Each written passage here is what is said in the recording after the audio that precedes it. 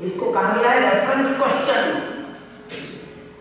राष्ट्रपति पूछता है सुप्रीम कोर्ट को, बताइए यहाँ कभी कोई मंदिर था जिसे तोड़ा गया प्रायर टू 1528? सुप्रीम कोर्ट ने 5 जजेस की बेंच बनाई, वेंकट चलैया, जस्टिस अहमदी, भरूचा, वर्मा, एक और सभी लोग चीफ जस्टिस बने भारत के एक एक कर। बेंच ने पूछा आपके इस प्रश्न का मंतव्य क्या है, what is the purpose? Bharat सरकार ने एफिडेविट दिया सुप्रीम कोर्ट में सितंबर 1994। एफिडेविट है, रिकॉर्ड है सुप्रीम कोर्ट के पास कि अगर आप हमें ये कहेंगे कि यहाँ हिंदुओं का मंदिर था 1528 के पहले, तो हम हिंदुओं के अनुसार व्यवहार करेंगे। अगर आप ये कहेंगे यहाँ कभी कुछ नहीं था, it was a barren land, खाली बंजर जमीन थी, हम मुसलमानों की भावनाओं के अनुसार व्यवहार करेंगे। इतनी पाक साफ बात हो गई, इतना क्लियर कट है। मंदिर था और मंदिर नहीं था तो तोड़ा गया, नहीं था तो कोई बात नहीं। मुसलमानों ने कहा ठीक है, अगर था तोड़ा गया तो दे दें। अब 1528 में था कि नहीं था, कौन बताएगा आप में से? कौन पैदा हुआ उस समय, कौन जिंदा था? आई विटनेस कहां से लाओ? किताबों में दिखाई गई, हम तो मानते ही नहीं। तो जो मूसल से मानता है वो किताब से कैसे मानेगा?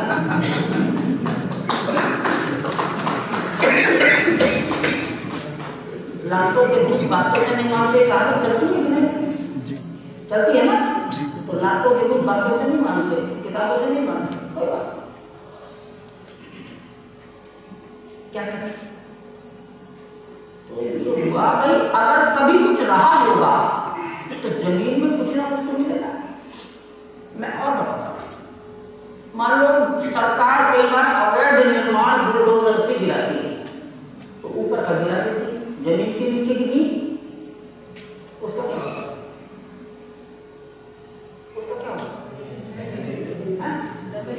वही नहीं रहती। आंधी आए, तूफान आए, भूकंप आए, ऊपर का गिर गया, नीचे की वही पड़ेगी। तो ये हुआ नीचे जाओ, वो बीनीथ द अर्थ शब्द दिया गया, बीनीथ द अर्थ, जमीन के नीचे जाओ। तो चले तो झगड़ा होगा, तो किसी ने कहा फोटो खींच लो, अब अल्ट्रासाउंड तो होने लगा है, तो इस मैया का क्या अल्ट्रासाउंड कराया जाए? भारत में धरती के नीचे दिल्ली में फोटोग्राफी कराई जाती है टनल बनाने के लिए, मेट्रो। वहां पर हुई कि वहां नीचे कुछ था कि नहीं था, कौन करे? तो हिंदुस्तान की IIT दिल्ली ने कह दिया भाई माफ करो, मैं नाम लेकर बोल रहा हूं, हमारे पास एक्सपर्टाइज नहीं है। उनकी यूनिवर्सिटी ने कह दिया हम पर मशीन नहीं है। अब क्या करें? बाकी सबने कह दिया माफ करो। अब एक आया सामने कि हम कर सकते हैं, हमारा एक्सपर्ट कनाडा में रहता है, विदेशी है, कोर्ट ने अलाउ किया, अटल जी ने उसको बुलवाया, फोटो खींचा गया, 70-75 स्थानों पर रखकर उसने मशीन रखकर फोटो खींचे, 15-16 मीटर नीचे तक, और एक रिपोर्ट बनाकर दे दी, फोटो दे दिए, लिख दिया मुझे जमीन के नीचे दूर तक भवन दिख रहा है।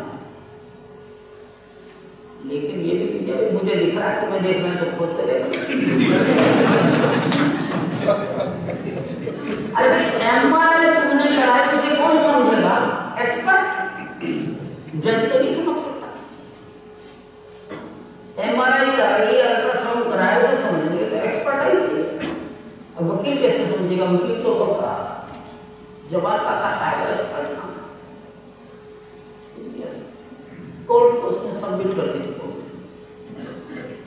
अब इसको देखना, तो इसमें आई भारत सरकार का ASI, archaeological survey of India, और उनको कहा गया जहां जहां फोटो खींचे गए हैं वहां फोटो। उसने बताया है कि इतनी गहराई पर ये चीज मिलेगी, देखो है कि मिल गया सब। इतनी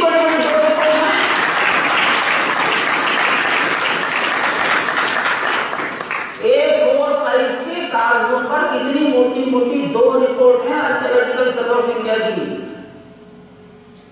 हाई कोर्ट इलाहाबाद कोर्ट, एक में फोटो ही फोटो है क्या मिला और एक में टेक्स्ट है, और उन्होंने लिखा कि यहाँ एक बड़ा विशाल मॉडर्न इंडियन स्टाइल का मंदिर था।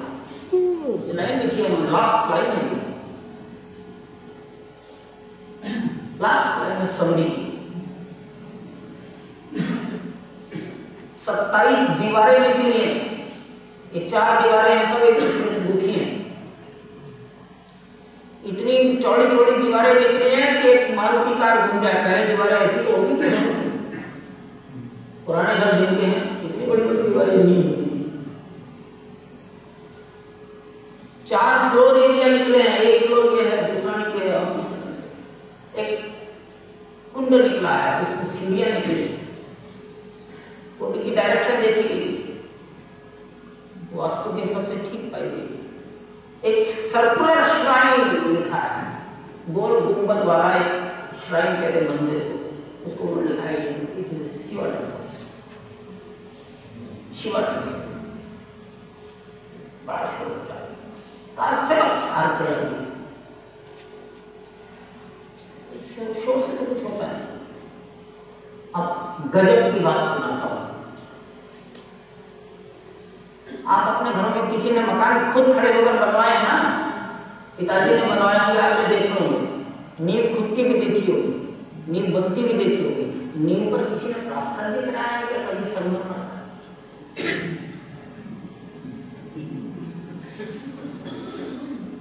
चलो नींव अच्छी रहेगी, जमीन के नीचे जरा सुंदर मार्बल लगा बोलो, वहां नींव के ऊपर प्लास्टर था, बहुत शानदार। एक बार पुराने घरों में आले होते थे, कोई नींव में आला रखा था क्या? नीचे दीपक जला दिया, उसकी जमीन के नीचे जो नींव निकली उसमें आले हैं, उस पर प्लास्टर है। नींव कैसे हो सकता है? It was the wall of the old temple. दीवार पर प्लास्टर होता है, दीवार में आले होते हैं, नींव में कहां से आले आए? और फिर पता लगा कितने तक जाते हैं, तो वहां जो नीचे सामान मिला है उसका कार्बन डेटिंग हुआ है 3500 साल पुराना। फिर वो लिखा है कि इसको तो लगता है 4 बार मंदिर ये टूटा बना टूटा बना टूटा बना। और इस प्रकार से एक साइड में सिद्ध कर दिया that there was a temple, there was a temple, it was not a barren land। दूसरा ये कहते थे हमारा उनके पास से थोड़ा, वो कहते थे नहीं हम कुछ नहीं, नदी के किनारे खाली बंजर जमीन थी, हम कुछ नहीं तोड़ा, हमारी बात सिद्ध हो गई, वॉलंटरी सरेंडर करो, सरकार से कहते हैं कि हमारे अनुसार काम करो, तुम्हारा एफिडेविट है सुप्रीम कोर्ट, वो रिकॉर्डेड है, हम सबको लिखकर दिखाते हैं, राष्ट्रपति प्रणब मुखर्जी को दिया है सारी बातें लिखकर, देखिए हम उसका ये उसका नंबर है। ये लड़ाई हिंदुस्तान के सम्मान की रक्षा की 500 साल से चल रही, किसी पार्टी ने खड़ी नहीं की, और इसका कोई विरोधी भी नहीं। अगर विरोधी होता तो विक्टोरिया क्यों हटाते, विरोधी होते तो पंचम क्यों हटाते, विरोधी होते तो आनंद रोड क्यों हटाते। देश के भिन्न भिन्न राज्यों में भिन्न भिन्न विचारों की सरकारें रही हैं, सबने काम किया। केरल में जाइए, मुस्लिम कालखंड में जितने मंदिर तोड़े गए थे 100% मंदिरों का पुनर्निर्माण हो गया है। केरल की गवर्नमेंट ने कराया है, कम्युनिस्टों ने कराया है, जितने तोड़े सबको कांग्रेस और कम्युनिस्टों की प्रांतीय सरकार ने सबको ठीक करा दिया, कोई जानता नहीं। देश का ये सम्मान की लड़ाई है। अब कितना काम हो गया, तो हम एक लड़ाई नहीं लड़ रहे हैं, हम 4 प्रकार से काम कर रहे हैं। पहला प्रकार था इस देश की 100 करोड़ जनता इस बात को जाने कि हमारे मंदिर तोड़े गए थे, हमें वापस लेना चाहिए। इसका नाम है मास मोबिलाइजेशन, जन जागरण। ये हमने किया। उसी जन जागरण का परिणाम था कि 1 साल में ताला खुल गया। उसी जन जागरण का परिणाम था कि वो 3 गुंबद वाला ढांचा एवोपरेट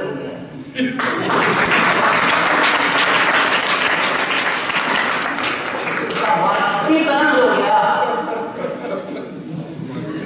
अब वो दोबारा वापस नहीं आ सकता है, एवोपोरेटेड।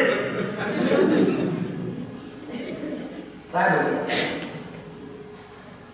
अब मुकदमे चलते रहे, मुकदमा में इसके चलेगा, आंसर चलेगा। ओखली में राम मुसलसल की कोने वाला, इससे क्या फर्क पड़ता है? सजा हो जाएगी, जेल में रहेंगे, कैसे हमको प्रोग्राम जेल में रहेंगे। लेकिन हम ये कहेंगे कि हमने एक काम कर दिया। ये एक लड़ाई का एक पहलू है, मास मोबिलाइजेशन, जनता को जगाते रहो, जागते रहो, जागते रहो। दूसरा, कानून में हम पीछे नहीं हटने चाहिए, जीत गए। ऐसे पीछे पड़े, तीनों जजेस को लिखना पड़ा यहाँ तो, और ये जो ढांचा बना था इसमें डेब्रिश का प्रयोग हुआ, and it was erected on the डेब्रिश। अरे मलबे पे खड़ा हुआ, मलबे का उपयोग किया। मलबा कहां से आया? मलबा लाए कहां से? अब द सेम बिल्डिंग।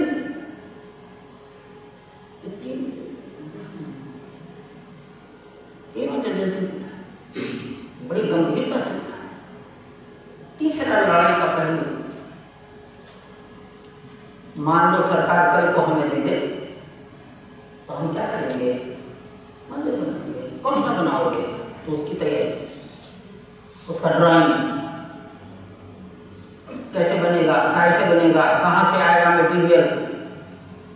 तो फिर वो ड्राइंग बनी, तो जिसने सोमनाथ बनाया था उसके कहा, उसी के बेटे को कहा मुझे तू ही बनाने पड़े, तो उसी ने बनाया, उन्होंने सोमनाथ बनाया। सोमनाथ बनाने वाले के ग्रैंड सन ने हमारा ड्राइंग बनाया। डबल स्टोरी है। इस बिल्डिंग में 1, 2, 3 खंबे, 2 कोने में, उसमें 108 खंबे। डबल स्टोरी में 108 खंबे यहाँ, 108 खंबे ऊपर। 270 फीट लंबा है, 135 फीट चौड़ा है। पहली मंजिल के खंबे 16.5 फीट ऊंचे हैं। उसके ऊपर ये बीम पड़ा है, वो बीम भी पत्थरों के हैं। 3 फीट मोटा बीम, उसके ऊपर 1 फीट मोटी छत, वो भी पत्थरों की। कोई कंक्रीट का काम ही नहीं है। रिइंफोर्समेंट आरसीसी वर्क है ही नहीं इसमें, ईंट, ब्रिक, लोहा, जीरो, केवल पत्थर। 16 फीट का बीम, एक पत्थर लाइन के जमीन में से निकालता है। दीवारें हैं 6-6 फीट मोटी हैं, पत्थरों की हैं। नीचे भी दीवार, ऊपर भी दीवार, सब दीवारें बनकर तैयार कर रहे हैं। 108 पिलर 16.5 फीट ऊंचे तैयार है।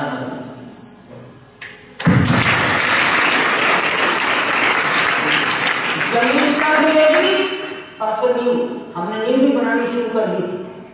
लगभग 1/3 बनने के बाद नरसिंह महाराज ने कहा 4 महीने का समय दे दो, हम सोचा चलो हमारा कुछ तो कब्जा बना, और 1/3 नींव तैयार है। सुप्रीम कोर्ट ने उसको सर्वे करने के लिए टीम भेजी कि इन्होंने कानून का उल्लंघन किया है। सारा दिमाग घूम फिर कर कहा कि समझ में नहीं आ रहा, कोई कानून का उल्लंघन नहीं। मैं कोई ऐसी बात नहीं करूंगा, सुप्रीम कोर्ट का नाम ले रहा हूँ, IIT के प्रोफेसर का नाम ले रहा हूँ, ये सब लोग देख ले गए। Whether it is against the constitution or not, whether there is a breach of law or not, सब कुछ हुआ है।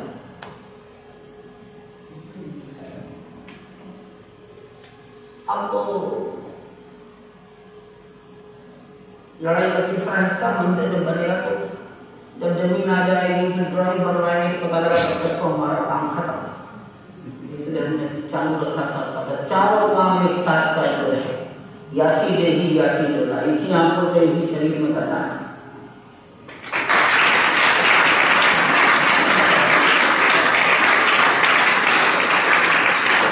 पत्थर कहाँ है? पत्थर का कलर यही है, भरतपुर की पहाड़ियों का पत्थर है, बंसी पहाड़पुर का पत्थर है। जमीन में से उसी साइज का पत्थर निकाल रहे हैं जिस साइज का हमें चाहिए। और वहीं की जनता निकाल कर दे। अयोध्या आता है, उसकी कार्बिंग होती है, उसको गोदाम में रखा जाता है, वो जो जहां रखा है इट इज ओपन एयर, हजारों लोग रोज उसको देखने जाते हैं। तो इसलिए मास मोबिलाइजेशन है, कानून दूसरा, और मंदिर के निर्माण की तैयारी तीसरी। किसी मोर्चे पर अभी तक पराजय तो मिली नहीं, पराजय मिलने का कारण ही नहीं, क्योंकि हमारे पूर्वज सत्य की लड़ाई लड़ रहे थे।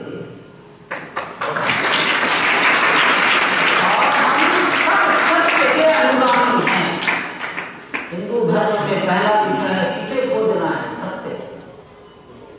किसको देखना है? सत्य। खोजना किसे है? सत्य को। अंतिम सत्य क्या है? हम सत्य दिखा रहे हैं। हम अपने देश के अपमान का परिमार्जन करना है। आप इस दृष्टि से देखिए, 65 साल से मुकदमे लखनऊ में पेंडिंग थे।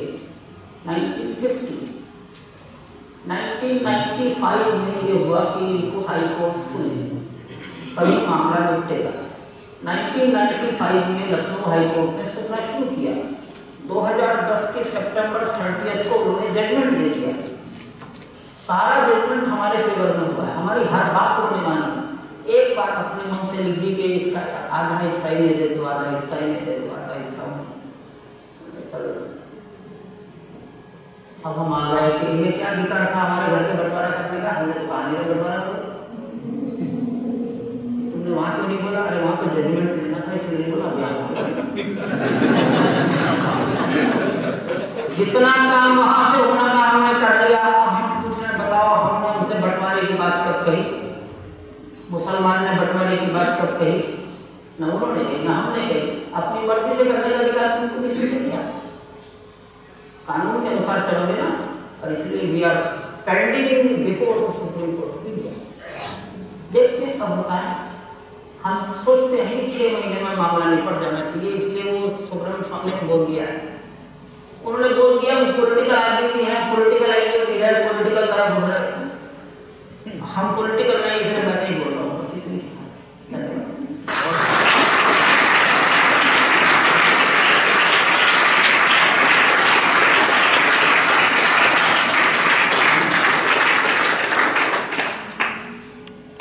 ये विषय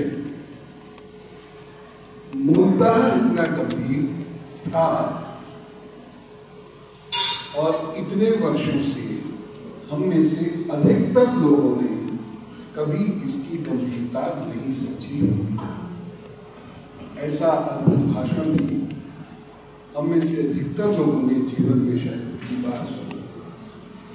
मैं शिशु वर्ग के बच्चों से खास तौर से कहता हूँ कि आप खड़े होकर मान लेगा करें और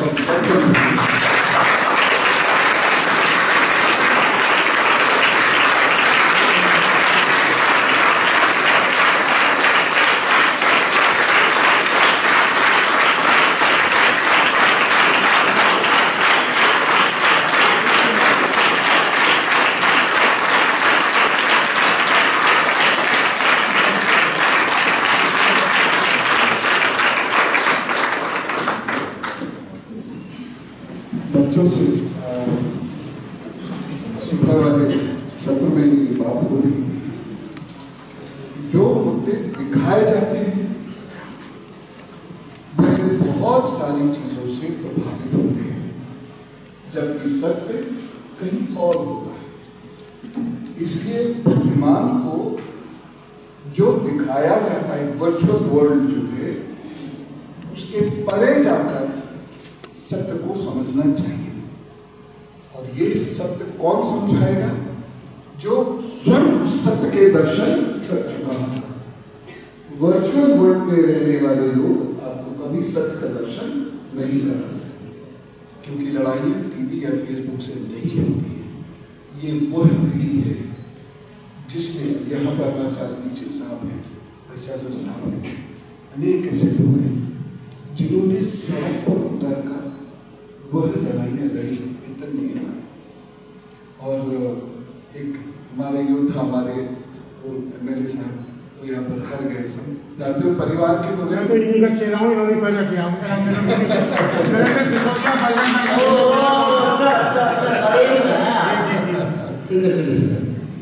तो ये उस समय के लड़ाकू गए। जी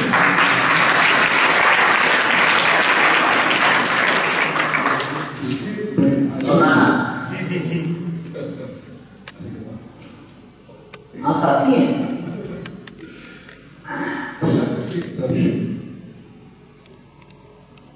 एक ऐसी अनुभूति है जो कर्म से उत्पन्न होती है। इसीलिए अब आज का वक्तव्य सुनकर ये समझ गए होंगे, मैं बड़ा आह्लादित होकर ये कह रहा हूँ कि मेरे बोलने का समय नहीं था, लेकिन